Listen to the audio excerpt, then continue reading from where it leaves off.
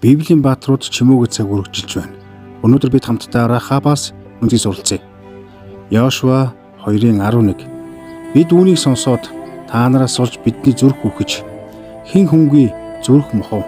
Учир нь та нарын бурхан эзэн бол дээр тэнгэр дэх доор газар дээрх бурхан мөн билээ. Рахаб бол тухайн үеийн нийгмийн нүдээр бол зөв хүн биш байлаа. Тэрээр Ерехо хотод амьдардаг, өнгөрсөн амьдралан олон хүний шүүмжлэлд өртдөг эмэгтэй байсан. Гэхдээ бурхан түүнийг тийм нэршлэр нь хочоор нь харахыг хүсээгүй. Харин түүний зүрхэнд төрсөн итгэл, үннийг таньсан зоригийг харсан. Рахаб Израилийн тагнуулчдыг нуусна нь зүгээр нэг сайн үс байгаагүй. Энэ бол маш том эрсдэлтэй шийдвэр байсан. Хэрвээ илчлэгдсэн бол тэр шууд үхэлд хүрэх аюултай. Гэхдээ тэр айцаас илүү итгэлийг сонгосон. Тэр аюулгүй бай, чимээгүй бай гэж бодоогүй. Харин энэ бол жинхэнэ бурхан гэж итгэсэн. Эндээс бид нэг чухал үннийг харж байна.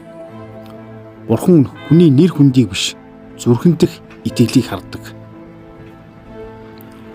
Рахабын амьдрал бидэнд дараах асуултыг тавьж байна.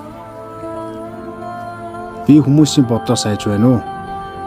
Эсвэл бурханд итгэж зоригтой алхаж байна уу?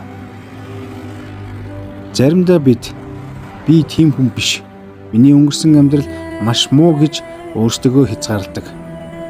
Гэхдээ Рахабын түүх өөр зүйлийг харуулж байна. Өнгөрсөн чинь чиний ирээдүйг шийдэхгүй. Итгэл чинь шийднэ. Рахаб зөвхөн өөрийгөө аварсангүй. Түүний итгэл гэр бүлийг нь ч аварсан. Нэг хүний итгэл олон хүний амьдралыг өөрчилж чаддаг.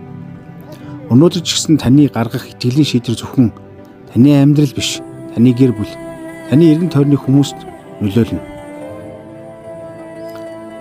Цаашлаад Рахаб хожим Израилийн ард түмний нэг хэсэг болсон төдийгүй бүр Есүс Христийн ургийн бичигт багтсан байдаг. Энэ нь бурхан хүнийг хэрхэн бүрэн шинжилж, шин түүх бичдгийг харуулдаг. Бурхан хүний өнгөрснийг биш, итгэлийг хардаг. Итгэл бол хаалгыг нээдэг түлхүүр. Өнөөдөр өөрсдөөсөө асууя. Би хаана айцаа сонгож байна вэ? Хаана итгэлийг сонгож байна вэ? Жижиг зүйл байсан ч хамаагүй. Алхмаар ч гэсэн итгэлээр хийгээрэй. Хин нэг уучлах, зөв шийдвэр гаргах, бурханд найдах. Энэ бүхэн таныг Рахабын алхам хүргэнэ. Бурхан бидний өнгөрсөн алдаа бүхнийг мэддэг атлаа. Биднийг орхитгүйд талархаарай.